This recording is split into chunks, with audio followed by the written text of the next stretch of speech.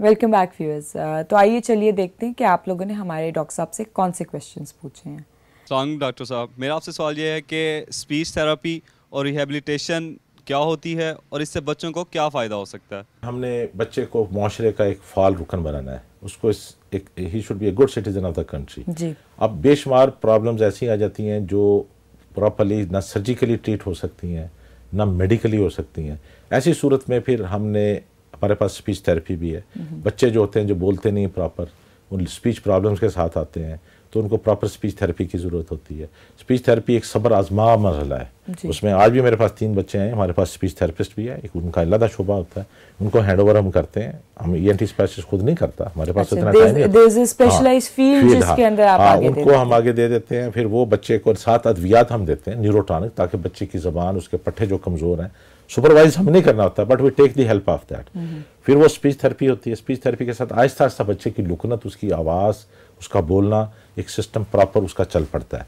और सबसे बड़ी बात यह है कि वो रिलक्टेंट नहीं होता, अदरवाइज तो बात स्टैमरिंग शुरू हो जाती है। और स्पीच में सबसे ज़्यादा इंपॉर्टेंट रोल एक नाक का भी है। ये मैं आज उसका नाक बंद है, नाक में हुदूद है या नाक की हड्डी टेढ़ी है, तो बस का स्पीच डिफेक्ट उससे भी कहते हैं नाक में बोलते हैं बड़ी अच्छी। तो नाक की वजह से भी काफ़ी प्रॉब्लम हो जाती है। जैसे नाक की हड्डी जब बढ़ती है, साइनोसाइटिस होता है, वो रेशा कानों में जाता है तो कान बंद हो जाते हैं, रेशा गले तो या फिर जिस तरह भी बोल रहे हैं प्रॉपर बोलते नहीं। वो कहते हैं गुनगुनाता है जी, वो नाक में बोलता है। तो इसलिए नाक की हड्डी का ऑपरेशन भी हार्डली 5 मिनट में हो जाता है और बगैर बेहोश किए हो जाता है। देखिए, इसका रिजल्ट इतना अच्छा होता है कि जब उसको पैसेज नाक खुलता है, उसको ऑक्सीजन सही जाती है, उसकी लाइफ बेहतर हो जाती है। हर रोज़ जो हफ्ते 15 दिन बाद छुट्टी करनी पड़ती है वो नहीं करनी पड़ती। यानी ENT में 2-3 बेसिक ऑपरेशन, एक टॉन्सिल का ऑपरेशन है, एक नाक की हड्डी का।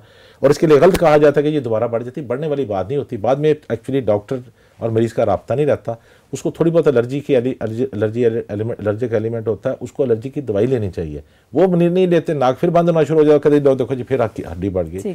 तो इसलिए नाक की हड्डी का ऑपरेशन, और ख़ास तौर पर जब हल्क में कीड़ा गिरता है, जिसको रेशा कहते हैं, छत टपकेगी, आपकी कारपेट, आपका टेबल, हर चीज़ ख़राब हो जाती है। तो इसलिए आपकी नाक की हड्डी अगर बड़ी है, हल्क में रेशा गिरता है, तो आपको दमा हो सकता है, आपका मैदा खराब हो सकता है। हम मजीद डेफनेस के ऊपर ही बात करेंगे, जिस तरह भी डॉक्टर साहब ने और ये चीज़ है जो जैसे अभी आपने सारी कहा, इसी से फिर आगे वो डेफनेस हो जाती है। हाँ जी, बिल्कुल। तो हम लोग को भी डॉक्टर साहब ने बताया कि स्पीच थेरेपी होती क्या है। It's not actually got anything to do with, मतलब थोड़ा बहुत ENT का है, जहाँ बच्चा लेट बोलना शुरू करता है तो ऑब्वियसली उसकी नर्व्स और उसका जो सिस्टम है वो इतना डेवलप नहीं हुआ होता।